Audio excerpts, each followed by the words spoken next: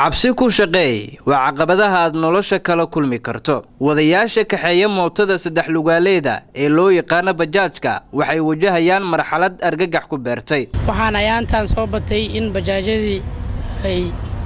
cabsi badan soo wajahdo oo haddana ay ka shaqaysan waayaan oo naagihii magaalada lagu soo daayay oo cudur la faafinayo.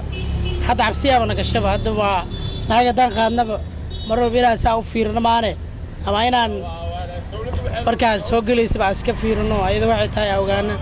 ama maxaa tahay inaan dhaano aan danta noo qasbis aad weyn aad u shakinaysaa qofka aad xataa baashi wada aad gadaal fiirinaad arkay marmarka qaar ila dadkii waqti waa ka shakinay dadku waxyaabo badan ay leesma aamini karo dunyada magaalada waa si aan caadi u kacsan taariikhdeed arkay buu macaan wallahi waa arrin la yaab leh waay kulli tan dadka sameynayaan waa dad adiga xaasidnimo dhamay anaka cabsi waan ugu beeran ayukiina wixii uu haya cudurka uu haya dadka la qabtay isleeyihiin dareen cabsilaada weyn la yaab weyn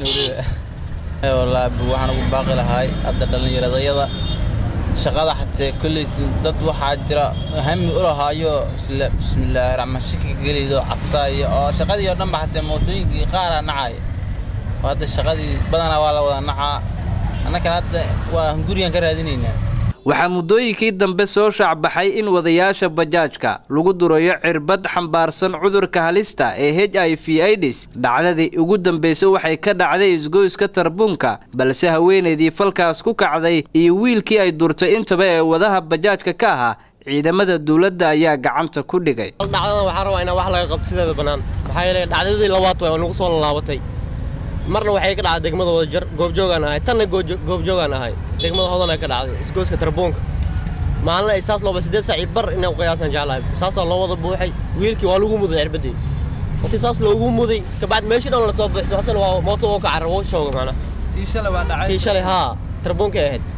taas dhacda la yaabay una qataniyo waqti saas aan u dareemay gurigan waa carray waxaan iska soo furay daamooyinka dhan iska soo furay maxay la mootada haday mugday tahay wax walba ku soo qarsoon mugdi daayashna waa iska soo furay mootada saas iftiin u tahay wuxuu ku soo qarsoon walaal wala arkaa dumarka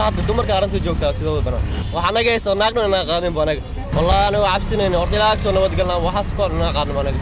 maxaa yeelay wax cudur lagu beero jirka lagu beero fiina wiitan oo ku dhimanaysa talaabis kaxeeyaasha mootooyinka bajaajka waxay rumaysan yihiin in dumarka qaar falkaan ay ku kacayaan balse ay yihiin dumar la soo adeegsaday xilligan dhalinyaradan xirfadda kaxeynta nolol maalmoodkooda ku dhacsada ayaa dawladda iyo maamulka gobolka Banaadir fariin u diray. waxa sameynay oo qarash maqla qarash lagu soo siiyaa absa maqlaba maxaa yeelay barnaamij qarash lagu soo siiyo oo la soo maalgeliyo soo maleynay maxaa yeelay qofka dal la qabto hada janjax ma qaraay ciidanka idaas ku dhiibay qofta maxaa yeelay qof meel og way sidaada banaan baaqan oo dira dawladda federaalka oo dira gaar ahaan maamulka gobolka Banaadir injineer Yariisow waxaan leenahay arrintan waa inaan wax laga qabtaa maxaa yeelay aniga shaqan soo raadinayna caruuraan soo tagayna